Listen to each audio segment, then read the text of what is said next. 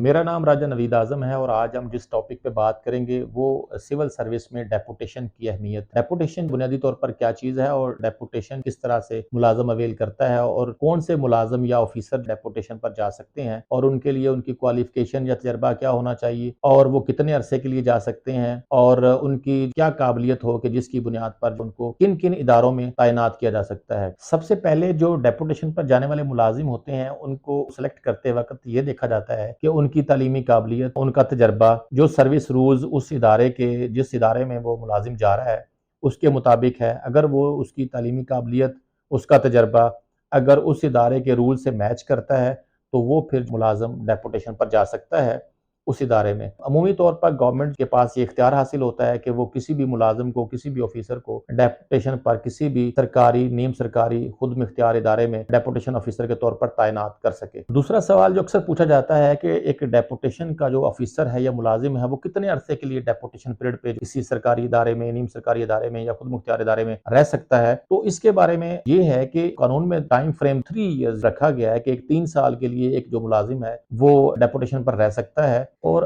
Next जो सवाल पूछा जाता है अक्सर कि उस मुलाजम की पेंशन किस तरह से कैलकुलेट होगी। उसके अलावा ये पूछा जाता है कि क्या डेपुटेशन पर जो मुलाजिम होता है क्या वो परमानेंटली जो लैंडिंग एजेंसी होती है जहाँ पे वो सर्विसेज दे रहा होता है क्या वहाँ परमानेंटली भी अब्जॉर्ब हो सकता है, वहाँ पे परमानेंटली एडजस्ट हो सकता है और क्या मुलाजिम डेपुटेशन पीरियड के बाद अपने इदारे को वापसी रिपोर्ट करने का पाबंद है। सबसे पहले हम बात करते हैं कि सरकारी मुलाजिम जो डेपुटेशन पे किसी इदारे में जाएगा तो उसकी पेंशन किस तरह से कैलकुलेट होगी। तो इसके बारे में कानून ये है कि जो अरसा वो सरकारी मुलाजिम या ऑफिसर डेपुटेशन पर किसी इदारे में गुजारेगा तो जब फाइनली उसकी पेंशन कैलकुलेट होगी तो उसका जो पोर्शन है वो पोर्शन कंट्रीब्यूशन जो है वो इदारा या वो सरकारी, नीम सरकारी इदारा वो उसमें अपना कंट्रीब्यूशन जमा कराएगा और उसकी बेसिस पे उसकी पेंशन कैलकुलेट होगी। डेपुटेशन पर इनिशियली उसका पीरियड डेपुटेशन मुकर्रर हुआ है या गवर्नमेंट ने उसकी रिक्वेस्ट पर एक्सटेंड किया है, उसके बाद अपने इदारे को रिपोर्ट करने का पाबंद होता है। अगर वो ऐसा नहीं करता तो उसके खिलाफ मिसकंडक्ट के तहत जो भी एप्लीकेबल लॉ होता है उसके तहत उसके खिलाफ कार्रवाई हो सकती है और उसको गैर हाजिर तस्वर किया जाता है। जब वो रिपोर्ट बैक नहीं करता तो वो महकमे से, अपने पेरेंट डिपार्टमेंट से गैर हाजिर तस्वर होगा। डेपुटेशन पर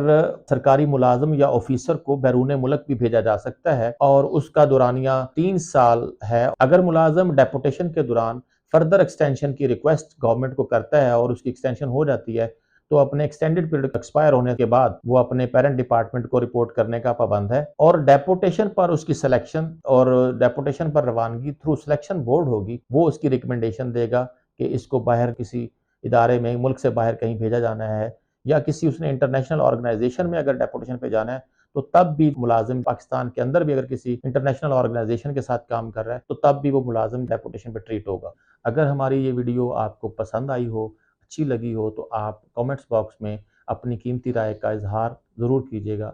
ताकि हमारी हौसला अफजाई हो सके। Thank you very much.